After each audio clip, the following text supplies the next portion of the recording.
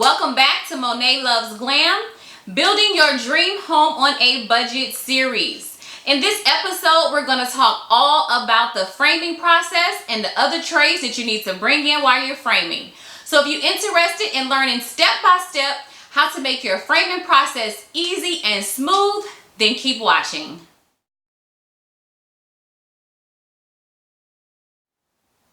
Okay guys, welcome back.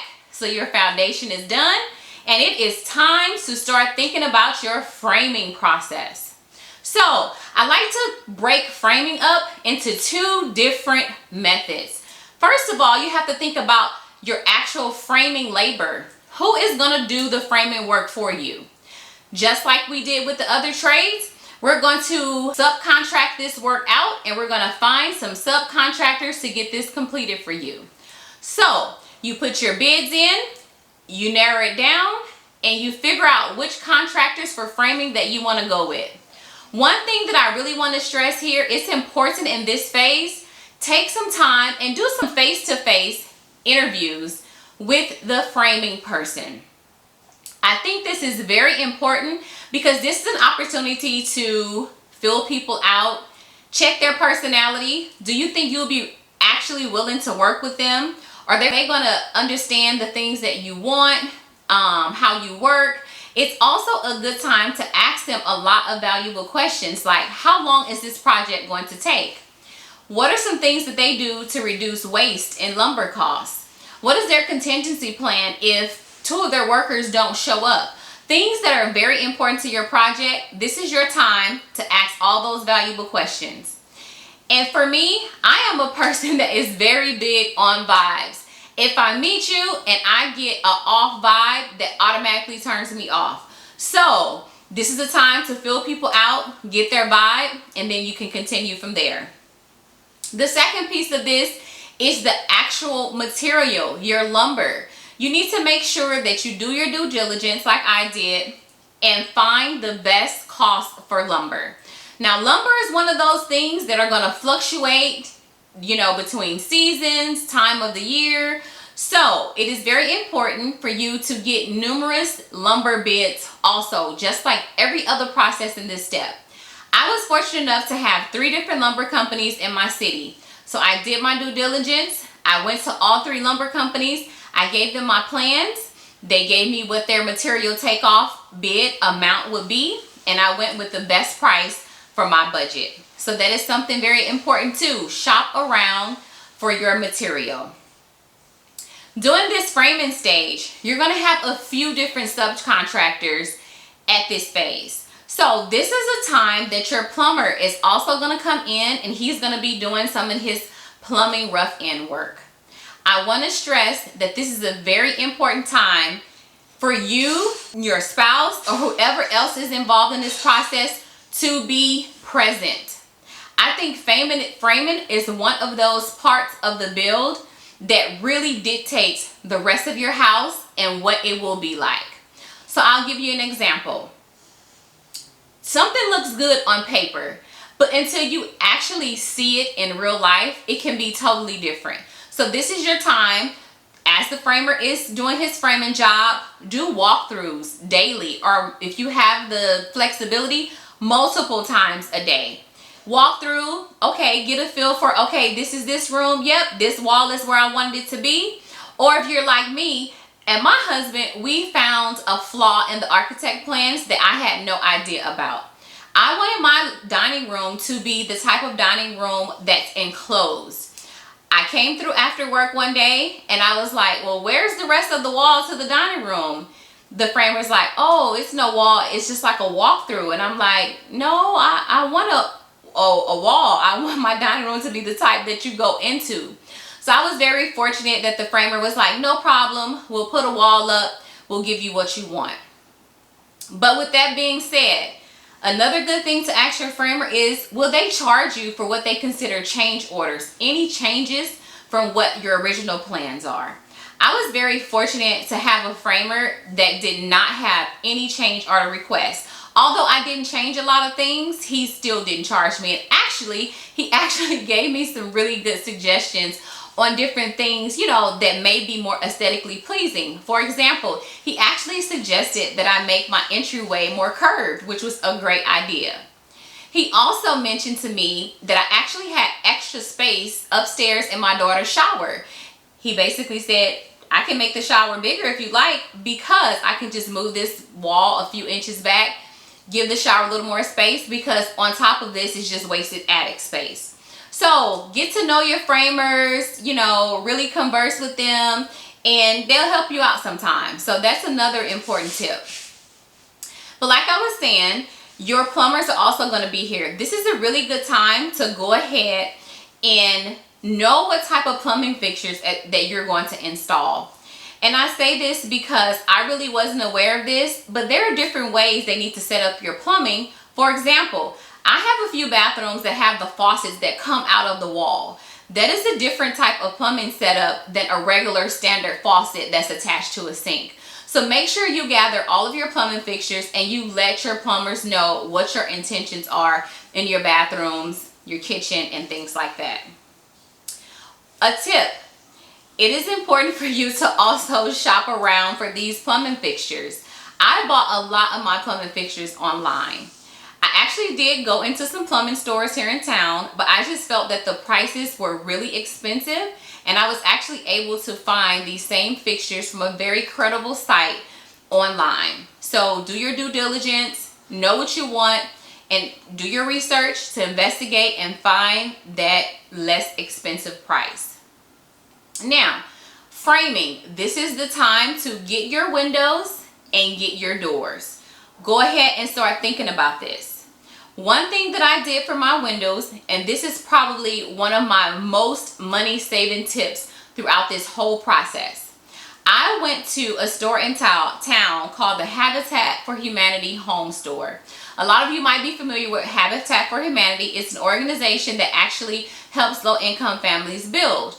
Well, they have in certain areas, they have stores. And what happens in these stores, contractors donate unused supplies.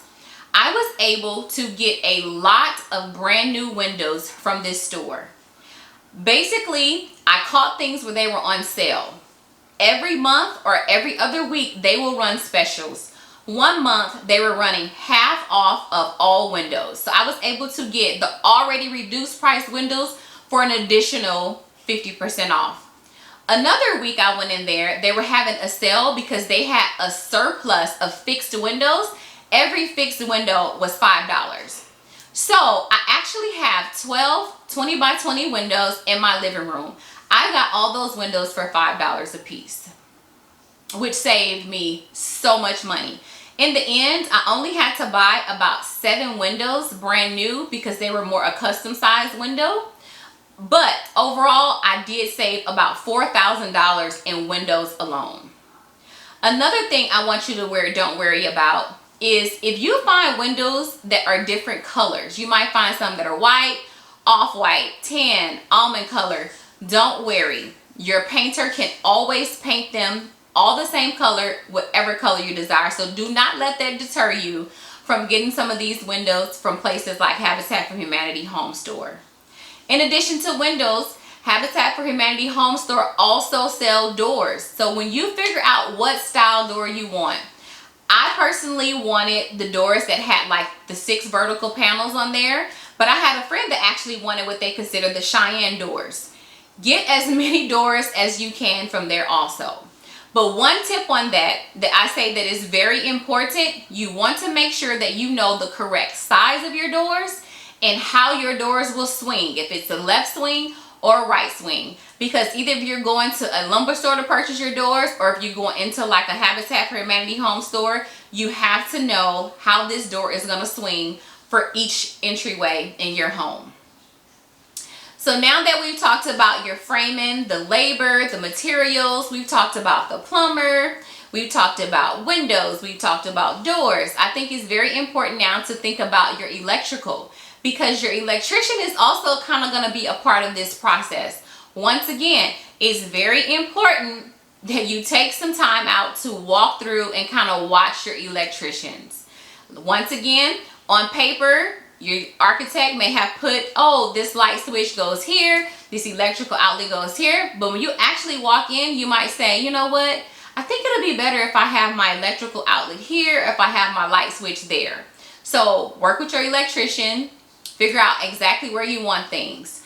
I will say some electricians do charge, obviously, for extra outlets, extra light switches. So be very mindful of that and only do changes that you feel are a necessity and that you just would not be able to live with, because this is the time to do it.